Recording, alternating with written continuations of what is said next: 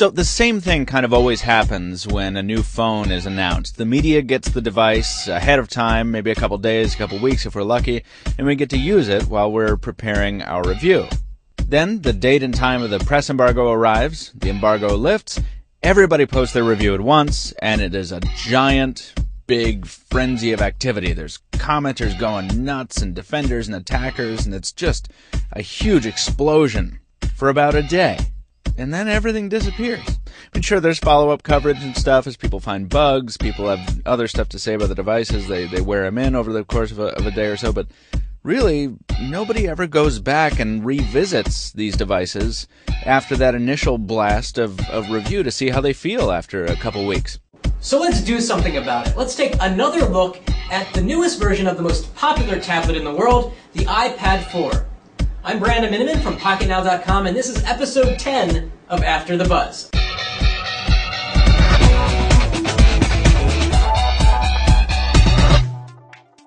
We found that the iPad 3 wasn't exactly fast. The combination of the A5X CPU and the high display resolution meant that the 3 felt underpowered in places like high FPS gaming and even web browsing, where lag and stutters were not rare. And so we were excited to hear that the iPad 4 would pack the A6X CPU, which is derived from the very impressive A6 found in the iPhone 5. In fact, Apple claims that the iPad 4 has twice the performance of the iPad 3, which is quite a lofty assertion.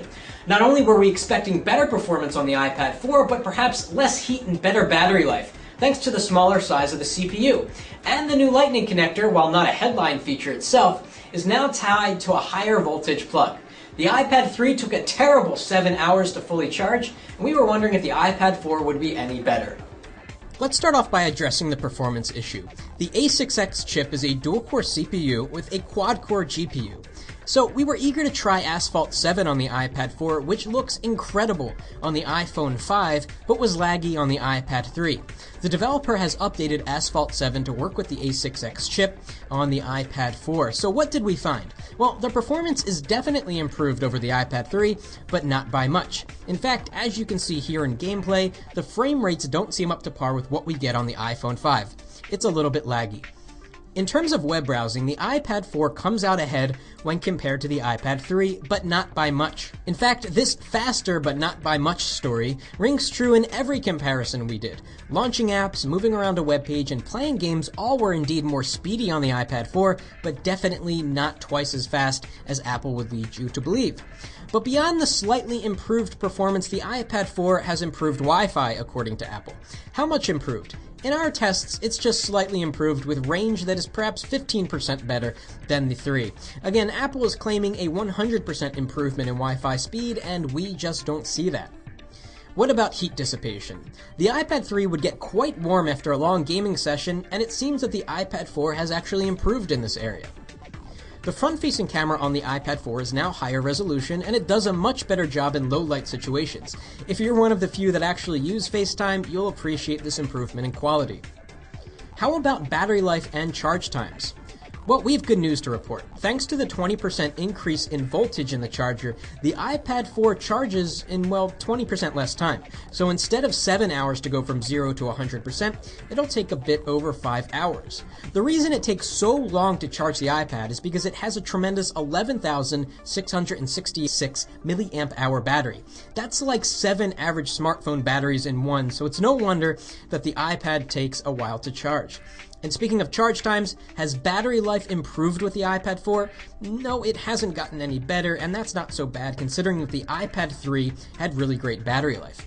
Expect 9 to 10 hours of battery life with Wi-Fi and slightly less with LTE at medium screen brightness. For most users that use their iPad for about an hour a day, this means that you'll have to plug in once per week or so. What hasn't changed is the bulk of the iPad. The iPad 4 is just as cumbersome as the iPad 3, making long reading sessions uncomfortable unless you're resting the iPad on something. Of course, you could opt for the iPad mini, which is tremendously light and thin, but if you're considering the iPad 4, you probably want the larger high-res display. Also unchanged is the amazing selection of apps you get for the iPad, the vast majority of which have been updated to work on the Retina display. There's literally an iPad app for everything, and most are impressively high quality. If you're going to buy an iPad 4, you have a lot of choices in terms of color, capacity, and LTE or Wi-Fi. Our recommendation, if you have the extra cash, is to go with at least 32 gigabytes in capacity, because if you plan on downloading HD movies or a lot of games and apps, you'll quickly run out of space with just 16 gigabytes. Then, on the issue of LTE versus Wi-Fi, we recommend that you opt for the LTE version, because even if you never use it, it'll improve your resale value. Plus, you can turn the LTE on and off as you need it, so you're not stuck paying for unused data. In terms of choice of carrier, we tend to like AT&T a bit more because their LTE network is rapidly growing, and more importantly, their fallback HSPA Plus network speeds are much faster than what you get on Verizon and Sprint over EVDO. And finally, when choosing between black and white, consider that the white will hide fingerprints much better than the black. So now that the buzz from the iPad 4 has worn off, we can say this about it. If you own an iPad 3, there's very little reason to upgrade. In fact, we see the iPad 4 as an awkward in-between product that is going to be outshined by a significantly thinner and lighter iPad in 2013. We say this because the 10-inch iPad's design is now 3 generations old, and Apple is likely on the verge of revamping the design to be similar to the incredible thin and light iPad mini. So if you can be patient, skip the iPad 4 and see what next year brings. This concludes episode 10 of After the Buzz. If you like our videos, guys, please subscribe to our channel so that you find out first when new videos are uploaded. And of course, if you like this video, please shoot us a thumbs up. Thanks for watching, and that's it for now. Resolution display meant that the 3... That's not right. With the high resolution display meant that meant? What? One more time. We found that the iPad 3 wasn't exactly fast. The combination. What is combination?